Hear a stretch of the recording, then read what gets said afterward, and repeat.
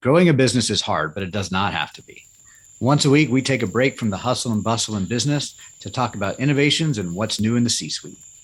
This is the Fractional C Suite Retreat, and I'm Joseph Frost. Pull up a seat at the fire, grab a drink, smoke a cigar, and just join me as we relax, learn, and get inspired. This retreat is sponsored by your CMO, helping organizations grow with better marketing strategy. So, hello and welcome to the C-Suite Retreat. I'm Dave Blanchard, your guest host for today, and I'm joined by Tracy Felicidad Jones. She is the founder of Trace Brand Building Agency, and she's a passionate brand builder and out-of-the-box thinker and lover of all things creative. Tracy, welcome to the show today. Hey Dave, thanks for having me. I really appreciate it. Yeah, I'm excited about having this conversation. So, today we're going to be talking about brand and branding, and I find that's one of those terms that a lot of people use in vague ways and different ways. And so let's start with a definition of what are we talking about when we're talking about branding? So I always say branding isn't one thing, it's absolutely everything. It's every single touch point between you buying something and making something and the consumer buying it. So how do people feel when they see your brand? If I were to say, mention some brands.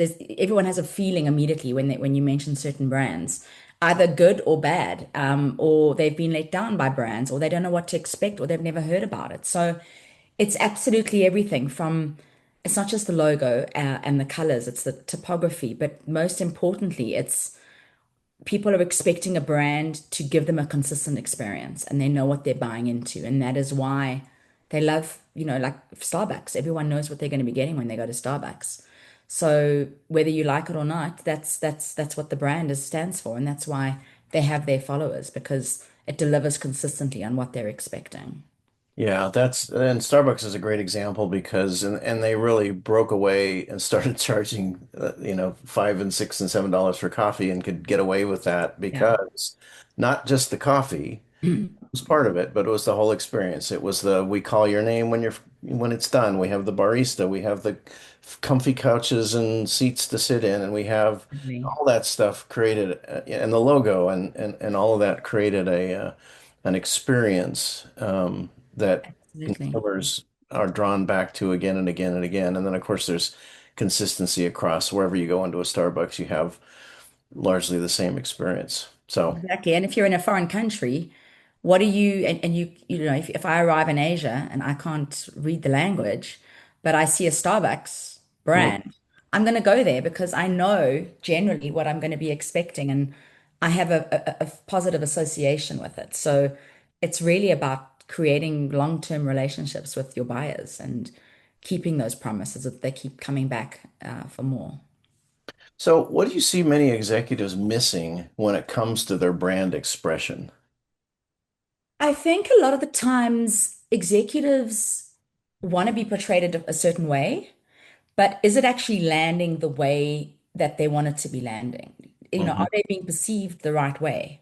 And that can be very, very dangerous ground because a lot of the time that boils down to your brand archetype. And brand archetypes is really the soul and the essence of your brand. And if you don't know what your brand archetype is, then you're really building on foundation. On sand, your foundation's built on sand. It's not very strong. So, So tell me a little bit more brand archetype. What does that mean? Where does that come from? How is that used in sort of developing a brand expression? so brand archetypes were developed by Carl Jung many, many years ago. There's actually 60 of them, but there are 12 core archetypes, and that's based on your brand values. And for example, I'm a huge Formula One fan. Okay. If I cannot watch, and Red Bull is obviously a team and a sponsor of one of the teams. If I cannot watch the Formula One on a Sunday, I will be going into Facebook and I'll be getting 20, 30 messages over those 2 hours to see who is winning the race. Okay. And Red Bull can get away with that. Okay. Because they're the explorer archetype. Okay. So they're all about excitement and adrenaline. If you think about all of their adverts, there's always it's very engaging. It's always high energy. So they can get away with pushing that kind of content to me. Mm. If you were to look on the other hand, like an innocent brand archetype, let's think of Dove.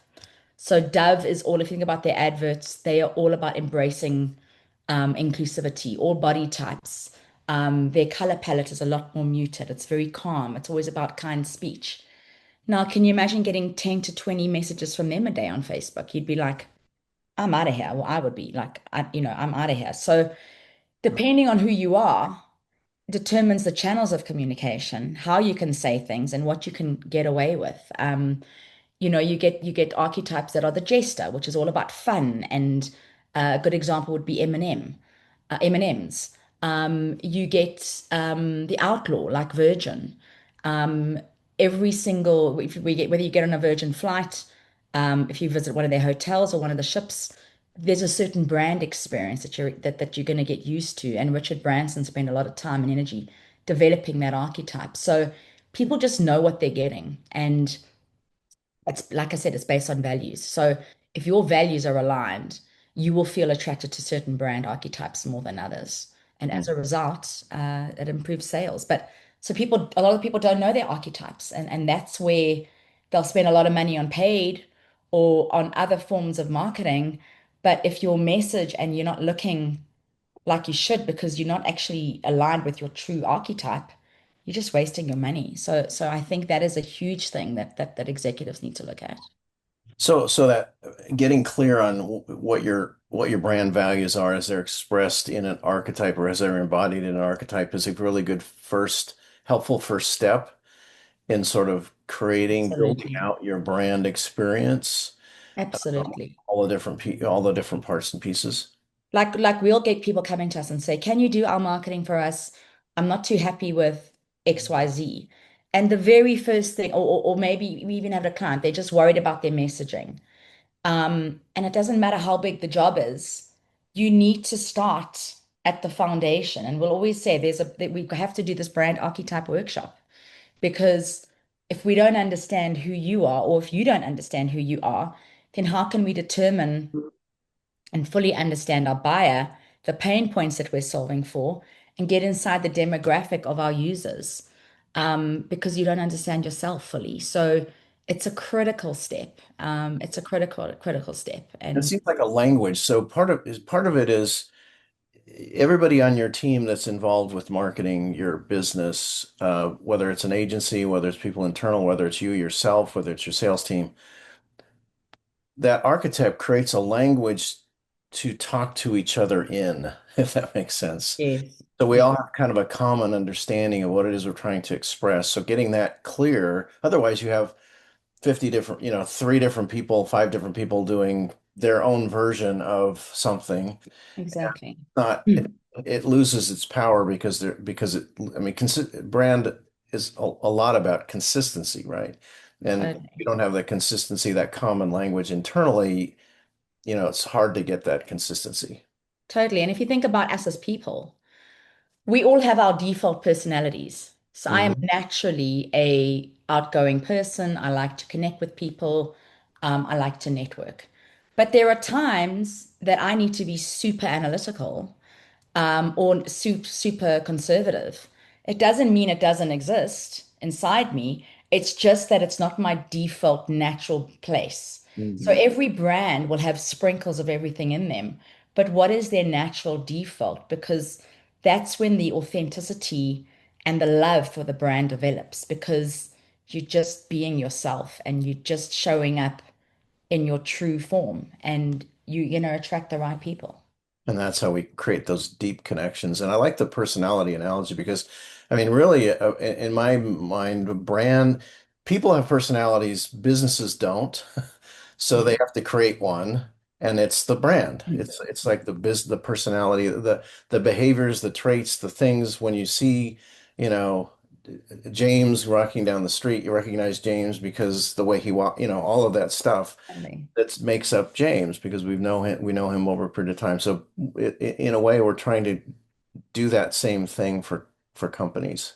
Totally. So Totally. what is the link? So we talked about kind of the archetypes and how that's core and foundational to building and the expression, but then how does that link to your tactics? How does that personality link to your tactics?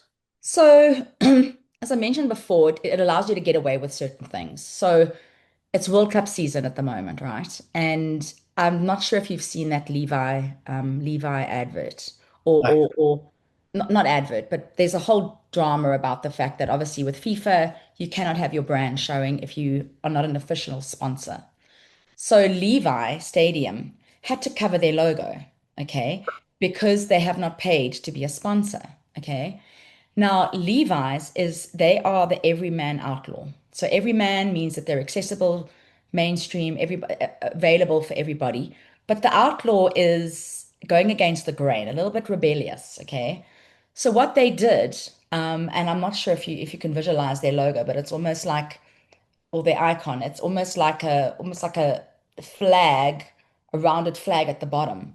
So they covered their logo, mm, but you could still very clearly see the outline of their brand, of their icon, and it's still instinctly recognizable. Now they're doing that because they're a little bit outlawish. They're going against the grain. Yes, we have to follow the rules, but let's have a little bit of fun with it. And they've taken it a step further. Now they've actually changed their Instagram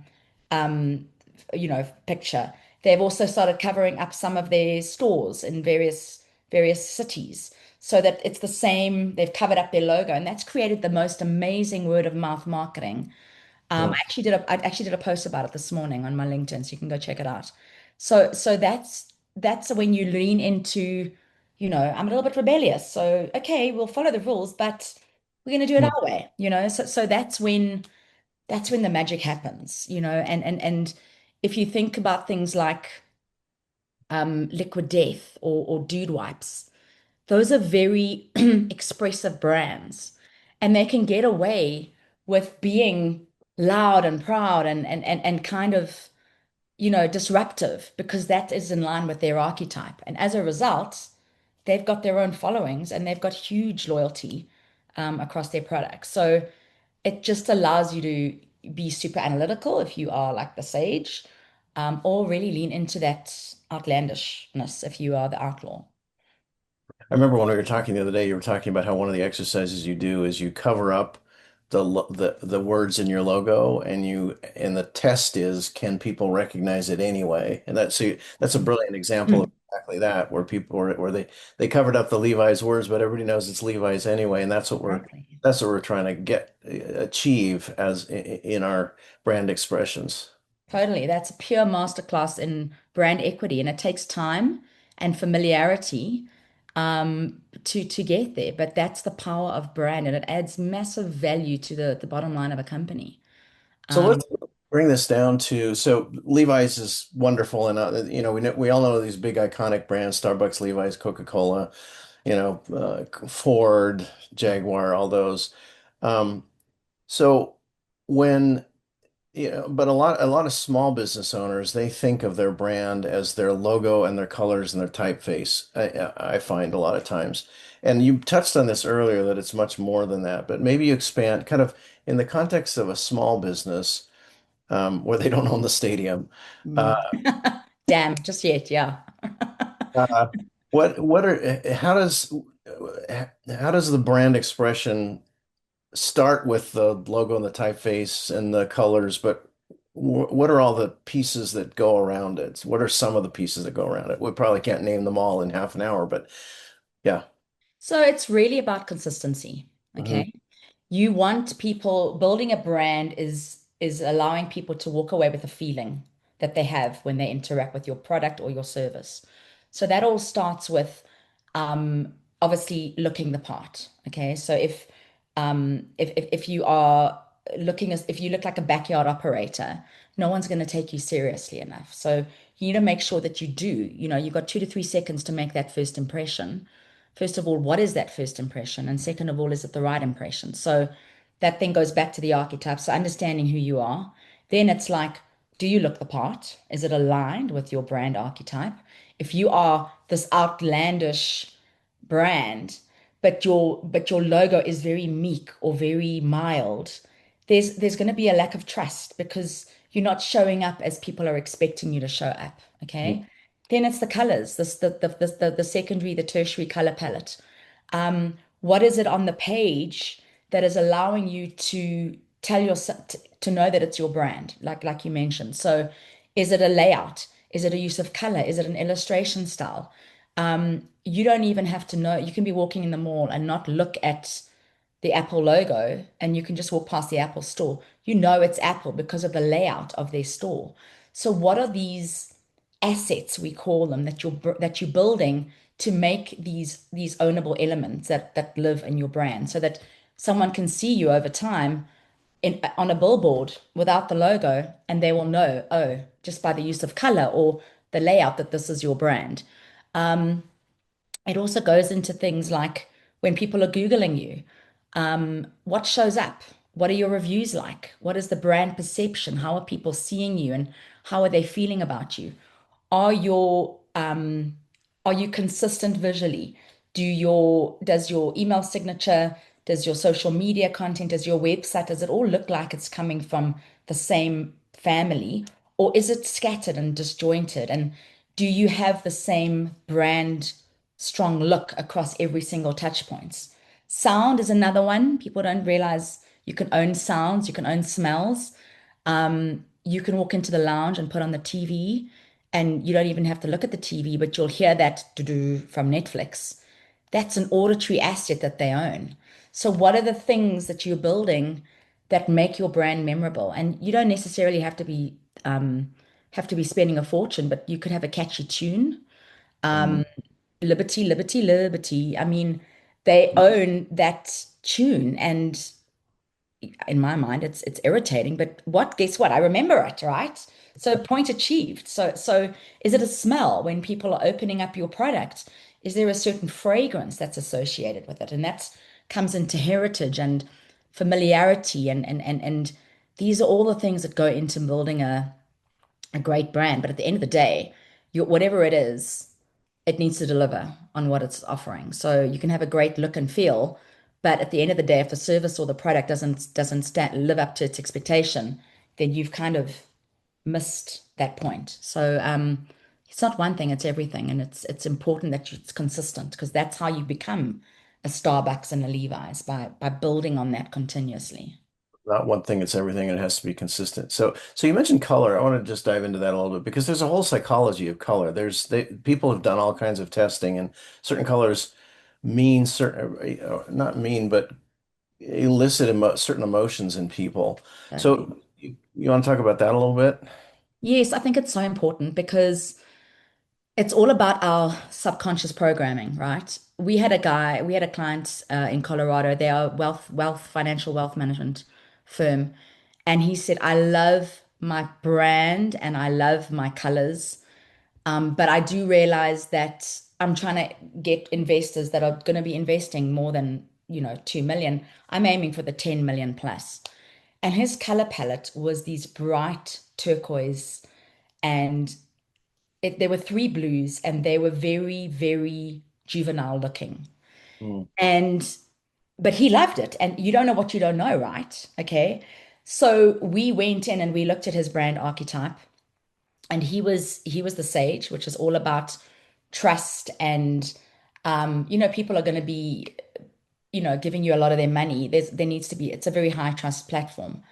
And he just wasn't showing up, and he was aware of to his full potential. And he says, please don't change my blues. So we gave him what he wanted, and which is basically, I always say give the customer what they want and then give the customer what they need, because they actually don't know what they need. We gave him what he wanted and he liked it. He was like, this is really, really cool. And then we showed him what he needed, which was basically, we stayed within the blue color palette, but we changed them and made them a lot deeper, more grown up. There was a silver undertone. There was some grays in there. There was some gold highlights as a secondary color palette. And all of a sudden, this brand had elevated like you won't believe. And he said, I feel like I've gone from kindergarten into like being a professor. Like I'm just at such another level, because now when people see me, they feel I can trust this company with my money because they look the part. And it's about psychology, it is about psychology, and certain colors evoke an emotion. And certain politicians wear certain colors because they feel more powerful when they're wearing red or when they're. So it is a very, very interesting thing. But I would also caution, don't get sucked into the sea of sameness. Okay. I see this a lot in my medical and pharma clients. Pharmaceutical is famous for being blue, blue and white. But then everyone looks the same and nothing stands out. And you're not actually being true to your brand, which is your values and your archetype. So you need to make sure that don't just copy what everyone's doing because you think that's the safe route, because then no one wins and the whole category gets diluted. So yeah, color's fascinating and it can create a lot of different emotions. So great point on I that. want to underscore something you said there about the wealth advisor loving what he had. And I think one of the hardest things that I find for us all to do as business owners is step outside our own selves and recognize that it doesn't really matter what you love. What Yeah. matters is what your clients love, and that's where you can bring in that knowledge of what how the client is going to see you to help people, and that's a beautiful story where you help people help him take what he loved and connected with and created some elevated it to where it also resonated with his clients. Good, that's a great story. I love that. Thank you. So let's talk about, so we talked about kind of all the elements, but let's talk about another dimension of this, which is, buyers go through journeys when they buy things from I don't know anything about, I'm problem unaware to problem aware to solution aware to preferring certain solutions, making decisions. So talk about how the brand expression comes across or shows up as the buyer goes through that journey. Okay. So yes, very, very good point because like I said, it's not one thing, it's everything. So there's a very traditional seven-step program for taking people from awareness to buying and becoming this fan. It's awareness, consideration, trial. Not every brand has a trial phase. You're not going to trial heart surgery, but you'll hopefully not, but you'll try a drink at Costco. Okay. Then it's purchase, repurchase, loyalty, love mark. And the love mark is when people will go to extreme measures because they are so in love with your brand. Mhm. So, a friend of mine was in the market for a new car. And all of a sudden, she's like, Tracy, I'm seeing this billboard for Toyota. And all of a sudden, I'm hearing something on the radio. And I'm like, no, like it's always been there. But now that you have an awareness, we get about, I think it's like 10 to 15,000 messages a day. So our brain naturally filters out anything that is not necessary or critical. The minute you're in search mode, everything starts popping out at you. So she is driving, all of a sudden, awareness. There's a billboard about Toyota, and now she's hearing these adverts on the radio. Okay. What does she then do? She goes to the next stage of the buyer journey, consideration. She Googles, tell me about this car. What comes up? A local dealer telling giving all the information she wants to know. She's impressed. She then also goes on to Google reviews. What are people saying about this car? Like, what is the NCAP rating? What is the safety features? So she's done two of the steps. She's impressed. So what does she do now? She goes and she does a test drive, which is the trial. Goes in there. She's met by very, very friendly staff, okay, which is key because some people forget how important their staff are in delivering that premium brand experience. And that's where so many deals are lost because it's down to the person, right? That person was just not cool. And I'm walking out of the store. She was impressed with the car, great, great drive, great salespeople, great price, great. She purchases. When she buys the car, she opens up her trunk. There's a branded umbrella. There's a very sleek bag for her to use as well. And she was like, wow, I'm pretty impressed by this. Okay. A year later, on her birthday, she gets an automated email saying, hey, how are you? Da da da, you've got 4 years left. So that they're keeping that journey and conversation going by engaging with her because they know after 5 years, they're hoping that she's going to fall into that repurchase loop. She's got a family. The family are growing up with a Toyota now. The kids are getting used to the Toyota. And what a pleasure. And so they're hoping and trusting that it's a good experience all round. And then they become love marks, which is, I will only drive a Toyota because of XYZ. So those are examples of how brands need to be consistent and deliver on their promise at every single step. And just messing up in one can be a huge problem for the brand. And how easy is it to buy your product? Like a friend of mine said to me, oh, she's got a salon in Cherry Creek. She says, come in and do your nails. And I was upstairs and my wallet was downstairs. And the first thing I went onto the website and I was going to book. And the first thing they want me to do is put my credit card details in. And I'm like, whoa, like I'm just looking and seeing what I want. I'm shopping. I'm not buying. And I was like, I don't have and it was winter. I don't want to go downstairs and maybe I was a bit lazy, but there was a lot of friction in that. Why have so much friction in that in the buyer journey? It shouldn't exist. So how smooth is your transaction process and how easy are you making for people to buy and return if need be? So yeah, I hope that's kind of given some Yeah, insight. well, and it reminds me of something else which is important here, which is word of mouth. Oh, And yes. talk about memorability, but there's a story I love to tell. I ordered a number of years ago, I ordered a headset from headsets.com, and I got a little headset, little box in the mail, and I open it up and there's three little flavored Tootsie Rolls in it. I'm like, Oh, cool. cool. Yeah, So a little surprise, kind of a nice treat. And now I tell that story and I mention headsets.com every time tell the story. totally. So I think that's one of and I was working with another business owner who we were talking, who has a retail store, and we were talking about how that in-store experience needs to be so great that people tell people about it. That's really what's going to create. So you talk about memorability, but also um, surprise and repeatability, Yeah, shareability of the experience, and totally. remarkability of the experience. And because word of mouth is the best way to market. It's credible, it's inexpensive, Cheap. Yeah, it's the it, cheapest form. yeah. And people they will trust their friends around a barbecue and their recommendations more than they will trust an advert. And who do I go to when I'm looking for things? Like I've got a friend who's a health nut. Hey, Cal, what do you think of this? So like you have your trusted people and you're in your network and you are going to listen to your friends because they've had really good experiences and they know. And that's what the power of good branding is. You having those love mark people who become your brand ambassadors that kind of spread the word for you. So at the end of the day, after all of this, what are we trying to create? What are we trying to achieve? And I guess I'm thinking that there's something about owning some real estate in the customer's mind. But what do you think we're at the end of the day, what are we trying to accomplish with all of this brand work?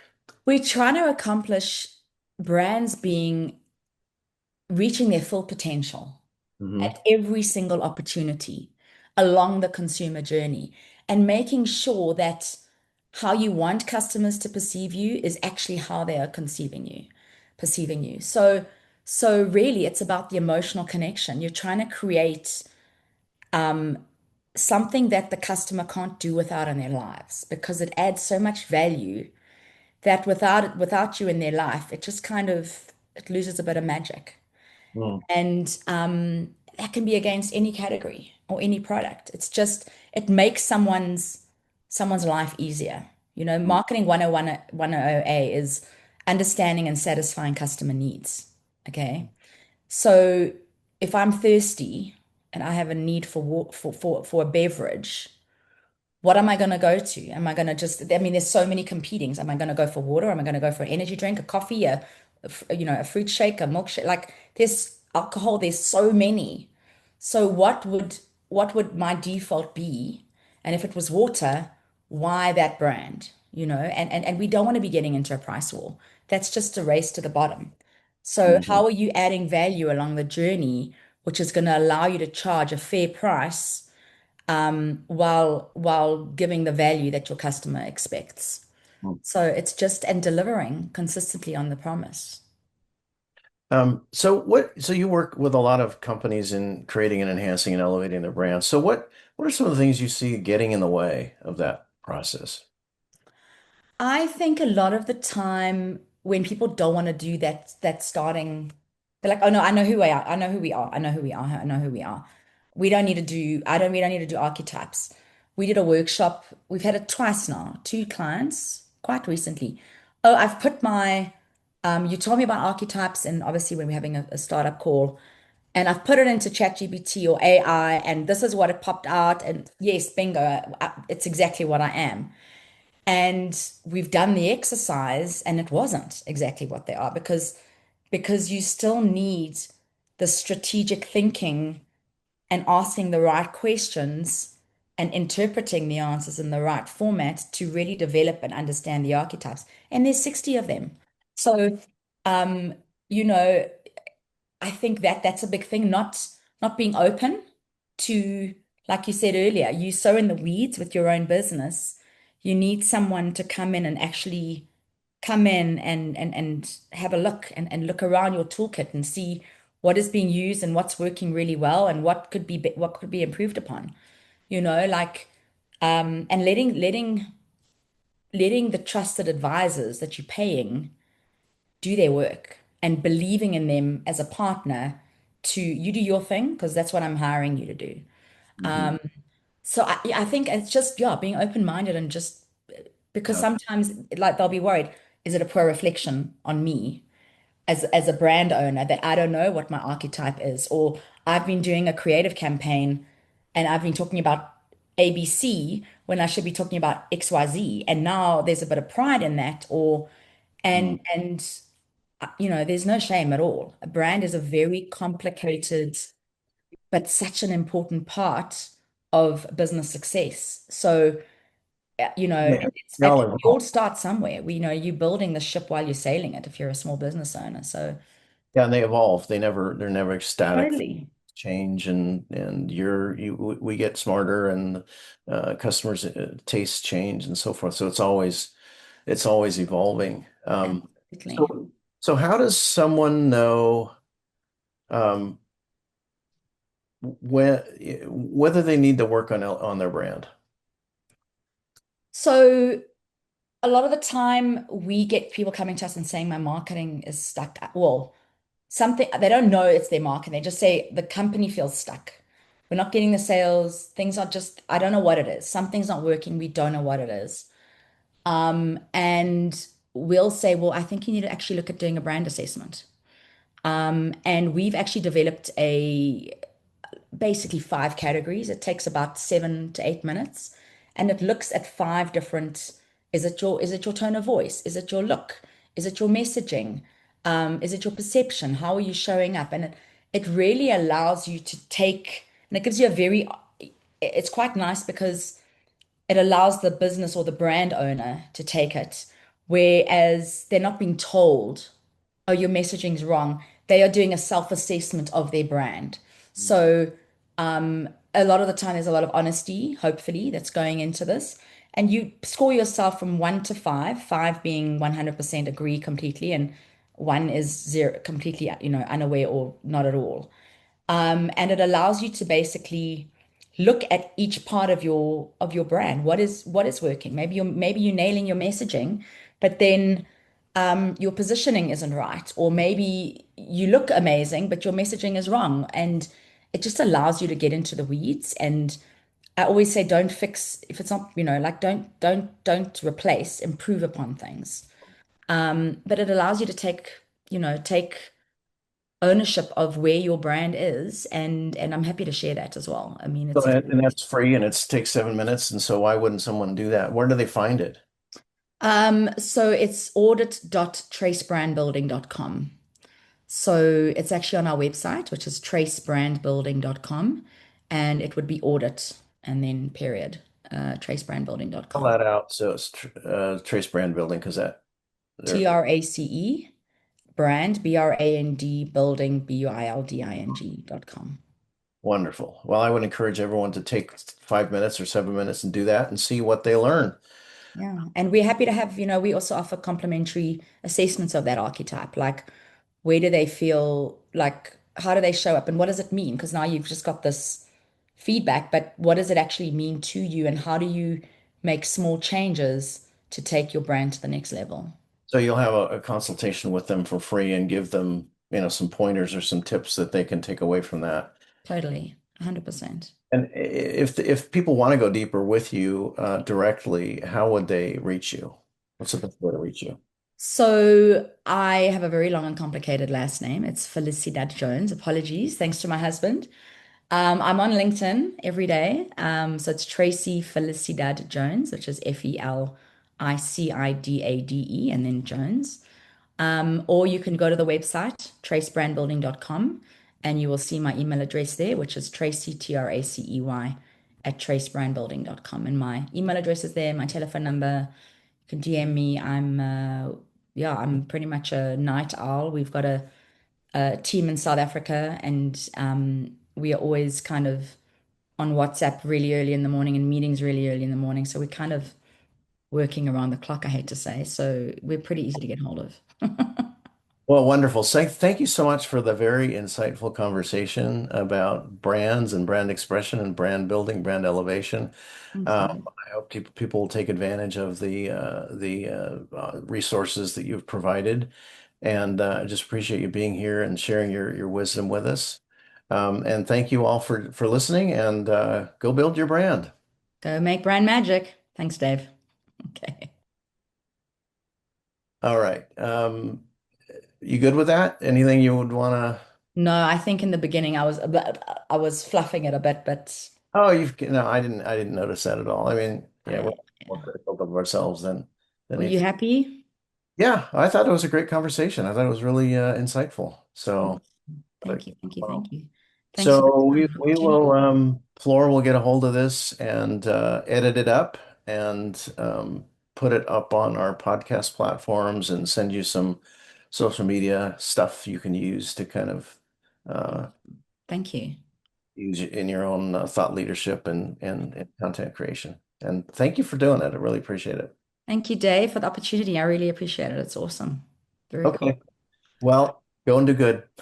Good. Go have a beautiful afternoon and hope you're not too overwhelmed with everything that's going on right now. Thank you. I will try to catch up. Thanks. Deep breaths. Cool. Thanks, Dave. Bye. And that's a wrap. There's another successful episode of the Fractional C-Suite Retreat. See our show notes and more episodes at fractionalcsuiteretreat.com. This podcast is sponsored by your CMO, helping organizations grow, save time and money with better marketing strategy and fractional execution. Visit them at yorcmo.com, yourcmo.com. Spelled wrong on purpose.